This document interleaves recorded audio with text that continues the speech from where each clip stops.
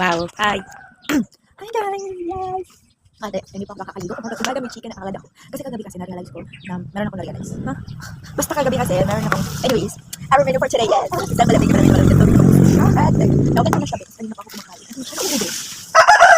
Ganun talaga pag nakaw. Wala kasi kasama dito. Nakas ko yung drawer nila. And, may laman na. Nagkain. Anyway, ito na nga ang chika meme. Kahapon kasi, di ba, nag-practice ako kahapon ng tennis kahapon. Sabi ko, kahapon nag-practice ako sa umaga, di ba? Sa hapon hindi na ako nag-practice. So, sa umaga nag-practice ako. Aga-aga na rin. Hindi namin alam na holiday pala kahapon. At, dahil holiday nga kahapon is yung mga players ng tennis na mga matatanda is walang work. So, nag-play sila ng umaga. So, naghintay pa kami ng turn namin. And ito na nga, may nakita akong isang hindi kaaya-ayang kwento. Hindi kaaya-ayang ginagawa ng mga mayayaman. Sad to say, ganun talaga yung realidad.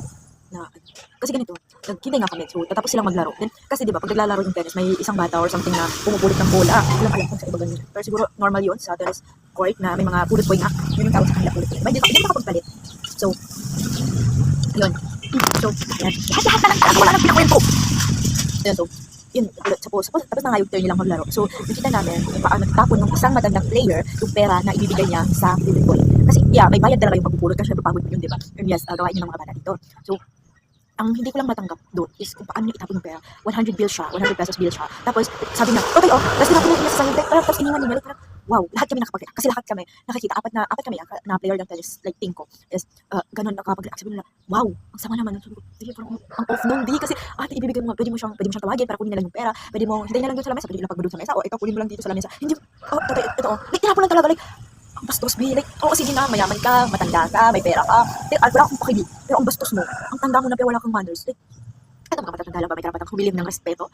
At lahat ng tao may karapatang humiling ng respeto. Lahat ng tao may karapatan na magkaroon ng sariling, respeto ba? Kasi hindi lang naman dapat yung mga bata yung tinuturuan ng respeto eh. Pati mga matatanda dapat alam ko yung salitang respeto. Tapos ito na nga, meron pang isang scenario pa ulit. Ganun din, pero iba naman to. So, ganito. Sa apat na yun na players ng tennis sa school namin, which is us, yes, meron dun rich kid na bata. Siya yung pinakabata sa amin, 14 years old. Hindi ko na siya i-mention dahil privacy nila yun. Pero ito na nga, she always say ganito, pag may hinihiling siya na para bang tatanggihan ng ibang bata na sa tingin naman ng boys, parang ganun, may isa pang gusto gawin, tapos hihindian siya, sabi mo, sige na, bibigyan na lang kita ng pera. Na parang walang karapatan yung mga boys o yung mga bata, o sige yung boys, yung tao na lang, tumanggi sa kanya, as long as may pera siya, di ba? Like, ayun na nga yung tao, tapos susukulan mo pa, which is that's the reality, diba? Pero kasi dati okay naman sa akin kasi yung mga bata is, aboy naman sa kanila yun kasi nga, wala rin nakapera yung mga bata, hindi nakatayo. Bilis na lang. So, diba? So, okay naman sa akin kasi parang pabor naman sa mga bata yun, sa mga batang inuutosan, diba? Pero one time ako yung inuutosan, tapos sabi ko, ayoko, sige na, libre na lang kita, sabi sa akin, sabi ko, wow. Hindi nasusukulan ng dignidad ko.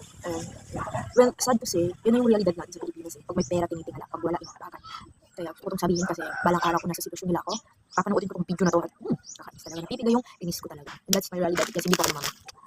Yun na nga lang, tapos na yung chika ko dahil yun lang yung na-realize ko talaga na hindi ko na kaya siyang i-video. Kasi nga gabi na, na-realize ko lang, naalala ko lang. Yun na, bye-bye!